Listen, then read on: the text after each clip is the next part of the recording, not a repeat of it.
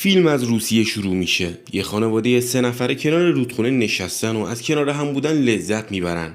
کوچکترین عضو خانواده سرگئی آلیوشکوف با ذوق برای برادر بزرگتر و مادرش تعریف میکنه که تونسته از یه درخت بالا بره. اما درست همون لحظه چند جنگنده آلمانی از بالای سرشون رد میشن. مادر فوراً به بچه‌ها میگه داخل بوته‌ها قایم بشن، ولی سرگئی 6 ساله با غرور میگه از هیچی نمیترسه و با تیرکمونش به سمت هواپیماها شلیک میکنه. جالب اینجاست که انگار تیرش به هدف میخوره و هواپیماها منفجر میشن.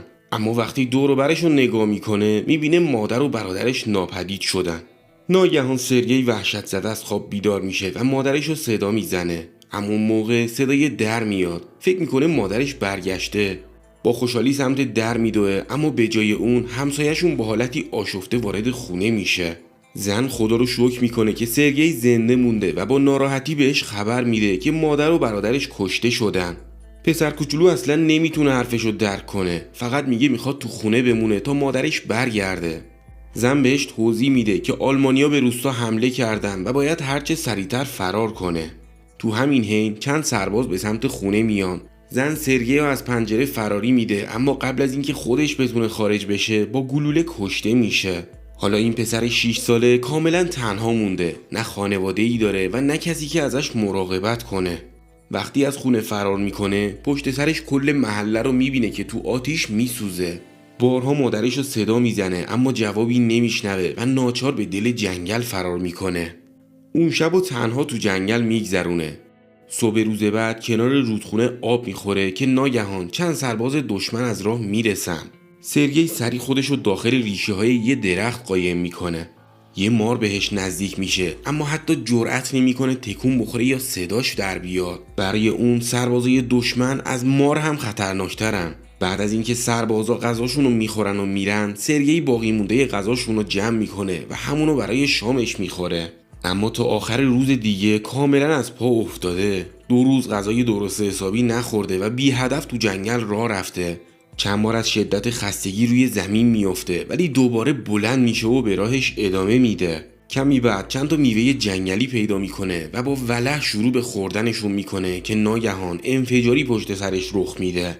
از شدت شوک شروع به توهم زدن میکنه. احساس میکنه کسی پشت سرشه. با این حال با شجاعت میگه که اسلحه داره و از هیچ کس نمیترسه. چند قدم دیگه برمیداره، اما بالاخره بیهوش روی زمین میفته. وقتی بیهوشه 2 سرباز روس پیداش میکنن. صحنه به مقر ارتش شوروی میره، جایی که فرمانده کوزنتسوف منتظر برگشت نیروهای گشتیشه. چند لحظه بعد سربازا با سرگئی زخمی و نیمه جون برمیگردن. وقتی بهش اطمینان میدن که از نیروهای خودی هستن، پسر کوچولو آروم میشه و خودشو معرفی میکنه. بعدم خیلی مؤدبانه دستشو برای دست دادن به سمت فرمانده دراز میکنه. سربازا با خنده به فرمانده میگن حالا نوبت شماست که خودتونو معرفی کنین. همه دور پسر جمع میشن، بهش آب میدن، غذا میدن و با محبت ازش مراقبت میکنن. حتی فرمانده‌ای که همیشه آدم سرد و جدی بوده کم کم دلش برای سرگئی نرم میشه. پرستاری به اسم کاتیا زخماشو پانسمان میکنه و اونم خیلی زود شیفته اخلاق شیرین این پسر میشه. سرگئی ازش میخواد روی پانسمانش یه تانک نقاشی کنه، چون آرزو داره وقتی بزرگ شد سرباز بشه. حتی سربازای زخمی هم با دیدن این بچه روحیه میگیرن. سرگئی عاشق تپانچه و نشان افتخار فرمانده میشه. فرمانده هم با حوصله به همه سوالای اون جواب میده و بعد از اینکه گلوله‌های تپانچه رو در میاره اجازه میده باهاش بازی کنه. سرگئی هم با ذوق نقاشی تانکو که روی شکمش کشیده شده نشونش میده و با افتخار میگه خودش هم یه سربازه. جالبه که زخمای پسر خیلی زود خوب میشن. کاتیا از فرمانده میخواد اجازه بده سرگئی کنار گردان بمونه، اما فرمانده قبول نمیکنه. اون معتقده موندن توی جبهه برای یه بچه خطرناکه و تصمیم داره سرگئی رو به یتیم خونه بفرسته. با این حال سربازا تقریبا تمام وقت آزادشون رو با اون میگذرونن. هر روز چند نفر به دیدنش میان، از غذاهایی که خانواده هاشون براشون فرستادن بهش میدن و حتی دوربینای دوچشمیشون رو در اختیارش میذارن تا باهاش بازی کنه. یه روز یکی از سربازا پیش فرمانده میره و ازش خواهش میکنه اجازه بده سرگئی پیش خودشون بمونه. همه سربازا به این پسر وابسته شدن. حضورش باعث میشه برای چند لحظه هم که شده تلخی جنگو فراموش کنن. اما فرمانده همچنان روی تصمیمش پافشاری میکنه و میگه برای امنیت خود سرگئی باید اونو به یتیم خونه بفرسته. روز بعد دشمن دوباره حمله میکنه و تعداد زیادی از سربازا زخمی میشن. همون موقعی ماشین میاد تا سرگئی رو به یتیم خونه ببره. فرمانده خبر رو بهش میده و به عنوان یادگاری یه تپانچه چوبی افتخاری بهش هدیه میده. اما سرگئی فرمانده رو بغل میکنه و با آشفتگی میگه براش نگرانه. همین بغل ساده دل فرمانده رو نرم میکنه. اون تصمیمش رو عوض میکنه و از سرگئی میخواد کنار گردان بمونه، درست مثل پسر خودش. همون شب سربازا با ذوق دنبال لباس نظامی کوچیکی برای سرگئی میگردن.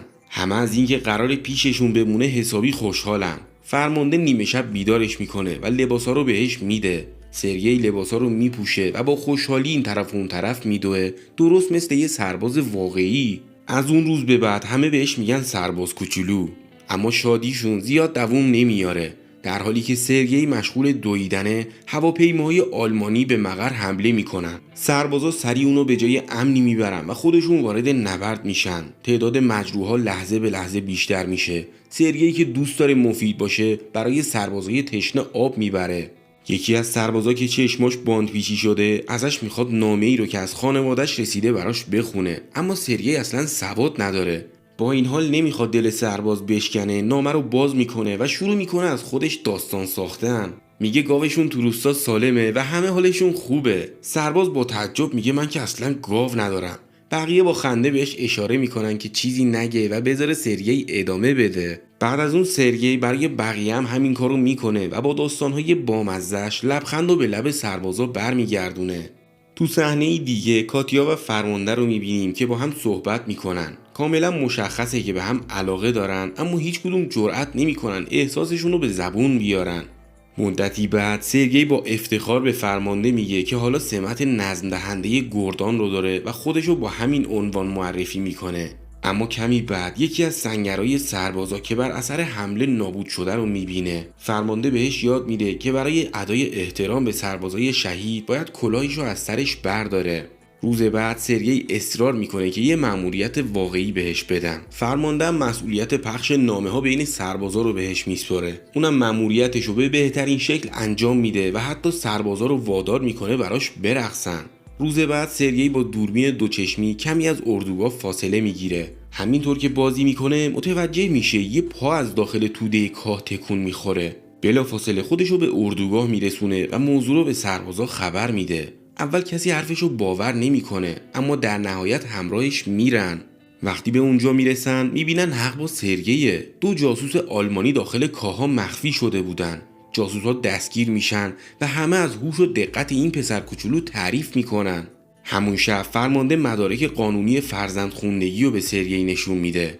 از اون لحظه به بعد اون رسما پدر سرگئی محسوب میشه. سرگئی هم که از علاقه فرمانده به کاتیا خبر داره، تصمیم میگیره محبتش رو جبران کنه. برای همین فرمانده رو پیش کاتیا میبره تا احساسش رو بهش بگه. اما وقتی به اونجا میرسن، کاتیا رو در حال صحبت با مرد دیگه‌ای میبینن. فرمانده اشتباه میکنه و فکر میکنه کاتیا به اون مرد علاقه داره. در همین بین آلمانیا دوباره حمله میکنن. این بار سرگئی با تمام توان به سربازا کمک میکنه و مهماتو به خط مقدم میرسونه. اما سربازا بهش دستور میدن فوراً برگرده، چون موندن اونجا خیلی خطرناکه. وقتی به سنگر برمیگرده میبینه فرمانده و بقیه حسابی نگرانن. ارتباط تلفنی با سرهنگ قطع شده. یکی از سربازا برای تعمیر سیم‌ها میره. سرگئی هم یواشکی دنبالش راه میفته، اما وقتی به اونجا میرسه میبینه سرباز به شدت زخمی شده و در حال مرگه. سرباز آخرین لحظات عمرش به سرگئی یاد میده که چطور سیما رو وصل کنه. سرگئی بدون معطلی سیما رو تعمیر میکنه. ارتباط دوباره برقرار میشه و نیروهای کمکی خودشونو به موقع به میدان نبرد میرسونن. در واقع این پسر 6 ساله جون همه افراد گردان رو نجات میده. مدتی بعد فرمانده و کاتیا کنار رودخونه با هم صحبت میکنن. این بار فرمانده بالاخره احساسشو میگه و از کاتیا میخواد همسر اون و مادر سرگئی باشه. کاتیا از خوشحالی میخنده، اما قبل از اینکه جواب بده یکی از سربازا از راه میرسه و نامه‌ای به فرمانده میده. گردان اونا باید به پایگاه جدیدی منتقل بشه. روز بعد همه به همراه سرگئی راهی مقصد جدید میشن، اما وسط راه وارد یه میدان مین میشن. چند خودرو روی مین میرن و منفجر میشن. فرمانده زخمی میشه و سربازی که سرگئی بهش خیلی وابسته بود جونشو از دست میده. سرگئی با گریه خودشو تو بغل پدرش میندازه. بعد از انتقال مجروحا سفرشون رو ادامه میدن تا بالاخره به مقر جدید میرسن. اونجا با فرمانده ارشد یعنی ژنرال ملاقات میکنن. ژنرال هم از شجاعت و هوش سرگئی شگفت زده میشه و فرمانده رو بابت داشتن چنین پسری تحسین میکنه. روز بعد گوردان به خاطر رشادت‌هاشون پرچم افتخار دریافت میکنه. سرگئی هم نشان افتخار خودش رو از دست ژنرال میگیره و قول میده همیشه برای نجات کشورش بجنگه. اما یه شب پایگاه دوباره زیر حمله شدید قرار میگیره. فرمانده زیر آوار گیر میکنه. سرگئی با گریه پدرش رو صدا میزنه و تمام تلاشش رو میکنه تا نجاتش بده. بعد از اینکه بقیه سربازا میرسن بالاخره موفق میشن فرمانده رو از زیر آوار بیرون بکشن. روز بعد سرگئی کنار پدر زخمیش میاد. دستای خودش هم موقع نجات دادن فرمانده آسیب دیده. حالا دیگه سرگئی تبدیل به عضوی جدا نشدنی از این گوردان شده. اون هیچ خانواده‌ای جز همین سربازان نداره و هر جا که اونا برای جنگ میرن همراهشونه. در پایان فیلم گوردان رو میبینیم که به سمت جبهه‌ای دیگه حرکت میکنه.